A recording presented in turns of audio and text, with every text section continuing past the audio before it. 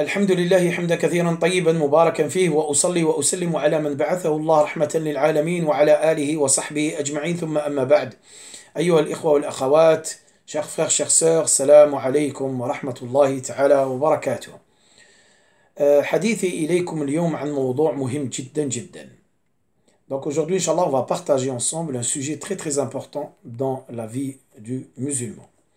فسبب وجودنا في هذه الحياة هو الله الخالق الملك المالك المدبر ثم لوالدينا فجعل الله مكانة الوالدين متصلة به لعظمها فأمر الله تبارك وتعالى بتوحيده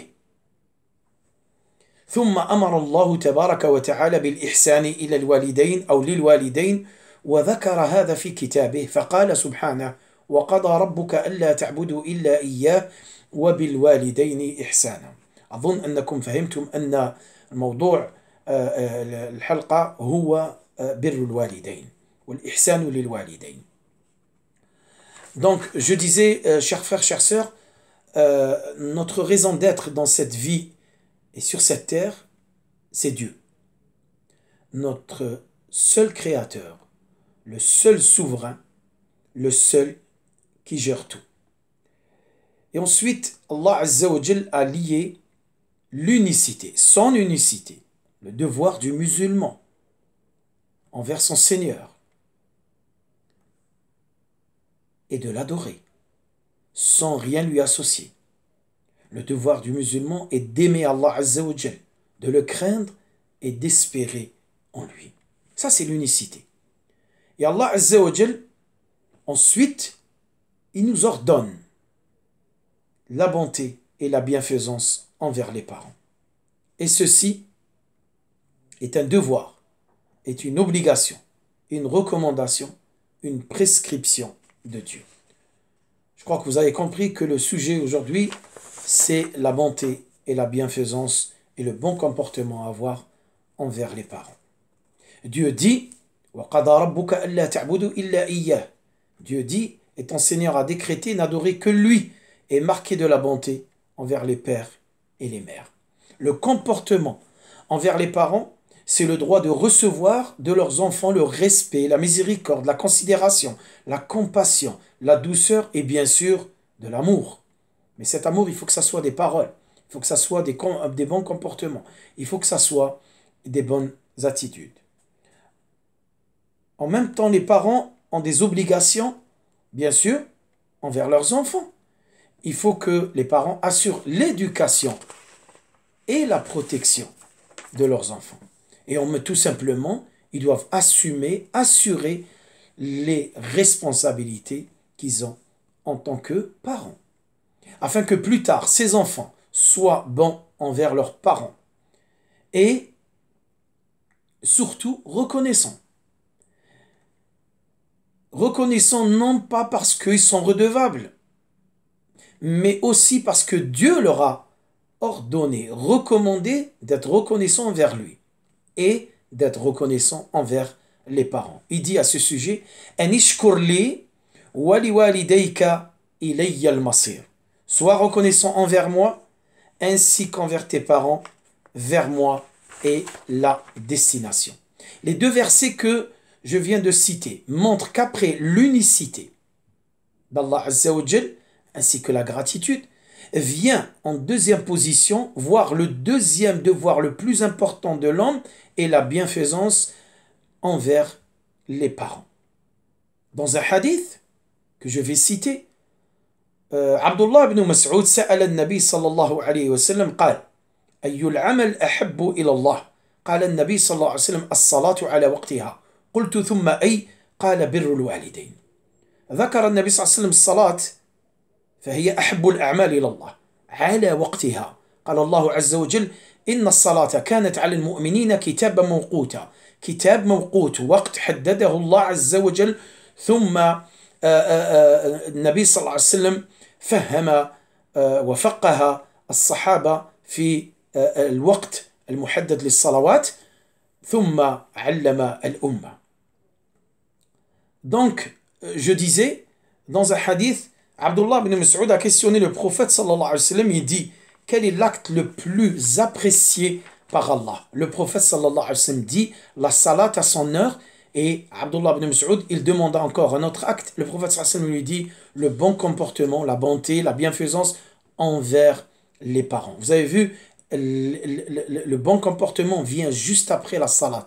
La salat à son heure, Allah Azza wa Jal dit que la prière, elle a un horaire exact, défini, décrété par Allah Azza wa Jal. Ensuite, le prophète sallallahu alayhi wa sallam l'a expliqué aux compagnons et c'était bien sûr un message aussi, ensuite pour la Ummah. Chers frères, chères sœurs, la relation entre parents, enfants, parents doit être une relation d'amour et de rahma, de miséricorde, surtout envers la maman, que certains considèrent comme un être faible. Et pourtant, c'est elle qui donne la vie.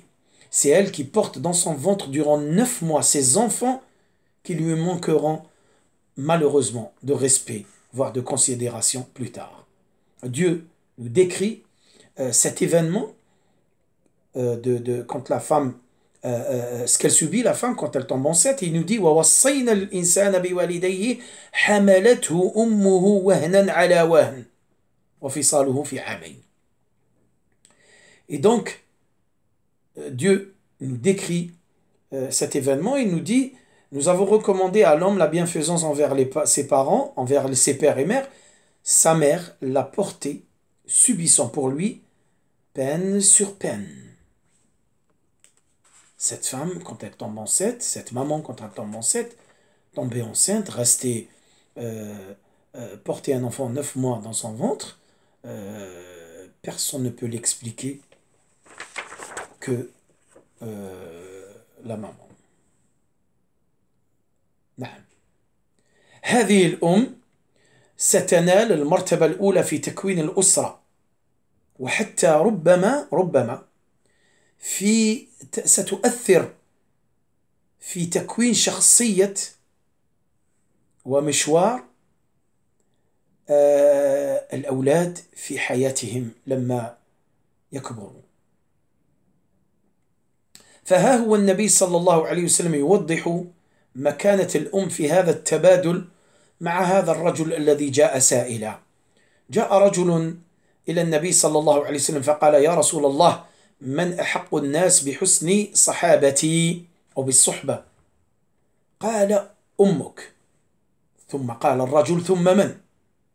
قال ثم أمك. ثم قال الرجل من؟ قال النبي صلى الله عليه وسلم ثم أمك 3 مرات. ثم قال من؟ قال ثم أبوك. وكأن النبي صلى الله عليه وسلم يذكر هذا الرجل أن لا ينسى هذه الأم التي حملته في بطنها، التي تألمت عندما وضعته في كل طلقة، وأن لا ينسى هذه المرأة، هذه الأم التي سهرت حتى ترضعه، دون أن ننسى الأب. فالأب له هذه فالأب له مشقة في النفقة للإتيان بالنفقة على هذه العائلة حتى تأكل لقمة عيش شريفة. فتعب ومشقة الأب هو النفقة على هذه العائلة. نعم. Le prophète sallallahu alayhi wa sallam, donc je dis, nous explique la valeur et la place de la mère dans le foyer, dans le foyer familial. Un homme est venu poser la question au prophète sallallahu alayhi wa sallam et il lui dit, ô messager d'Allah, quel est celui qui mérite le plus que je lui tienne compagnie? Et le prophète sallallahu alayhi wa sallam lui a dit, ta mère. Ensuite, cet homme, il dit, et qui encore? Et le prophète sallallahu alayhi wa sallam répète encore une fois, il lui dit, ta mère. Et donc cet homme repose encore une question, et qui encore? Et le prophète sallallahu alayhi wa sallam répète pour la 3e fois, ta mère. Et ensuite, cet homme, il dit, et qui encore? Et c'est là où le prophète sallallahu alayhi wa sallam cite le père et dit, ton père. Donc le prophète sallallahu alayhi wa sallam a insisté, et a répété 3 fois, ta mère. et à répéter une seule fois ton père. Car la place de la mère est très importante dans le foyer familial, comme je viens de le dire. La maman, c'est la tendresse, c'est l'amour, c'est la miséricorde. Et le prophète sallallahu alayhi wa sallam voulait rappeler à cet homme de ne pas oublier, de ne pas délaisser, de ne pas abandonner et d'être fier de sa mère. Il lui rappelle de lui tenir compagnie et d'être reconnaissant à celle qui a tant souffert pendant les grossesses et les douleurs durant les accouchements et bien sûr les veillées pendant les périodes d'allaitement ou lorsque les enfants tombaient malades. Sans oublier le père, bien sûr, qui a une tâche difficile et pénible. Cette responsabilité pesante sur ses épaules, c'est celle d'assurer la subsistance de toute la famille. Ayyuha al-ikhwa wal-akhawat, chers frères, chères sœurs, walidik imma jannatak wa imma narak wal-iyadu billah. Nos parents, le comportement envers nos parents, soit ils nous ouvriront la porte, les portes du paradis, ou les portes de l'enfer, qu'Allah nous en préserve. Wal-iyadu billah. قال النبي صلى الله عليه وسلم الوالد يعني le père الأب أوسط أبواب الجنة فإن شئت فأضع هذا الباب أو ذاك الباب أو احفظه. Et donc le prophète sallam nous dit le père est la porte médiane du paradis, l'une des meilleures. Soit tu la préserves, le prophète sallam dit, soit tu la préserves, tu la protèges, ou soit tu la délaisses ou tu l'abandonnes. Et tout ça, c'est dans le comportement et à avoir envers nos parents. أما الأم فاسمع كيف أجاب النبي صلى الله عليه وسلم لذاك الصحابي. La maman, le prophète sallallahu alayhi wa sallam a répondu à un compagnon d'une façon يعني extraordinaire. Et donc جاء طلحة بن معاوية السلمي رضي الله تعالى عنه للنبي صلى الله عليه وسلم قال قلت أتيت النبي صلى الله عليه وسلم فقلت يا رسول الله إني أريد الجهاد في سبيل الله. قال النبي صلى الله عليه وسلم أمك حية؟ قلت نعم، يعني قلت نعم أجاب.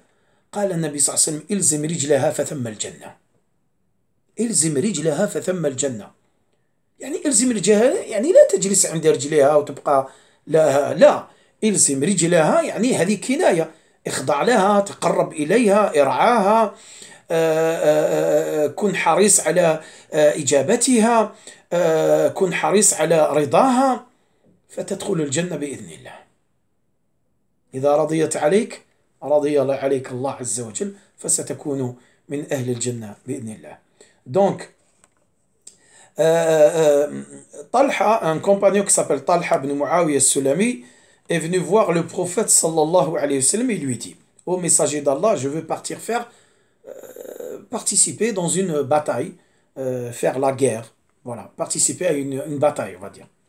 Et donc le prophète sallallahu alayhi wa sallam lui dit: est-ce que ta mère est vivante? Ta mère est-elle vivante? Et donc ce compagnon répondit: oui. Et donc le prophète sallallahu alayhi wa sallam lui dit: reste à ses pieds, le paradis y est. Il reste à ses pieds, c'est pas tu viens t'asseoir à côté de ses pieds et tu fais rien du tout. Non, non, reste à ses pieds, respecte-la, rapproche-toi d'elle, sois à son écoute, assure la subsistance de ta mère et de tes parents, réponds à ses attentes, à ses écoutes, à ses demandes. Tout simplement, sois son serviteur. Le paradis est tellement proche d'elle que si elle est satisfaite de toi, Allah sera satisfait de toi. Et Allah, s'il est satisfait de toi, tu gagneras le paradis, Inch'Allah. Ayyuha al-ikhwa wal-akhawat, Allah nous demande d'être encore plus respectueux et plus doux et reconnaissant quand nos parents atteignent la vieillesse. À ce stade-là, ils ont besoin beaucoup plus de soins, d'attention, de soutien et d'amour. Le plus petit signe d'irritation ou d'inattention de la part des enfants devient pour eux une tristesse, voire un choc. C'est tellement dur à supporter pour eux. Alors, écoutons nos parents lorsqu'ils atteignent la vieillesse et écoutons ce que Allah Azza wa Jal nous dit comme recommandation dans ce verset. قال الله عز وجل إما يبلغن عندك الكبر أحدهما أو كلاهما فلا تقل لهما أف ولا تنهرهما وقل لهما قولا كريما واخفض لهما جناح الذل من الرحمة وقل رب ارحمهما كما ربياني صغيرا. Écoutez ce verset en français. Si l'un d'entre eux si l'un d'eux ou tous deux doivent atteindre la vieillesse auprès de toi, alors ne dis point ouf. Ne leur dis point ouf et ne les brusque pas, mais adresse-leur des paroles respectueuses et par miséricorde abaisse pour eux l'aile de l'humilité et dis, ça c'est un message d'Allah Azza wa Jal pour toi, et dis au Seigneur, fais-leur à tous miséricorde comme ils m'ont élevé tout petit. Revenons sur le point de l'humilité. J'aimerais bien que cette humilité soit par miséricorde et qu'elle soit sincère et non pas pour se faire passer aux yeux des gens que je suis bon et respectueux envers mes parents. Donc il y a l'humilité sincère. Par miséricorde, il faut être sincère. Car Allah Azza wa Jal sait ce qu'il y a dans les cœurs. Alors, pour t'aider dans ce devoir envers les parents, Allah Azza wa Jal te fait rappeler ta propre enfance, ta propre jeunesse. En t'enseignant, il va t'enseigner une recommandation. Je vais la citer plus bas. Alors, n'oublie pas que tes parents se sont sacrifiés et ont sacrifié leur temps. Et se sont privés de leur activité pour ton bien-être. Et ont accepté et géré avec patience et tendresse et amour ton caractère, tes attitudes et tes mauvaises humeurs. La moindre des choses serait donc de leur rendre pareil ce qu'ils t'ont donné. Et à ce stade-là, de la vieillesse, ils ont besoin de ça. Et Allah Azza wa Jal te le fait rappeler en t'enseignant ce dua, cette invocation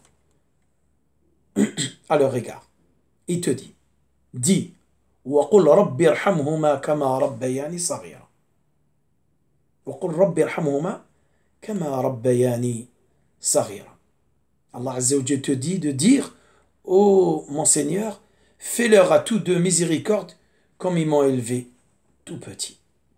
Voilà, je vais m'arrêter ici. Je sais qu'il y a le sujet est très très vaste, mais je ne vais pas trop m'étaler. Inch'Allah, dans d'autres vidéos, on prendra certains points et on partagera certaines idées aussi et on détaillera certains points précis.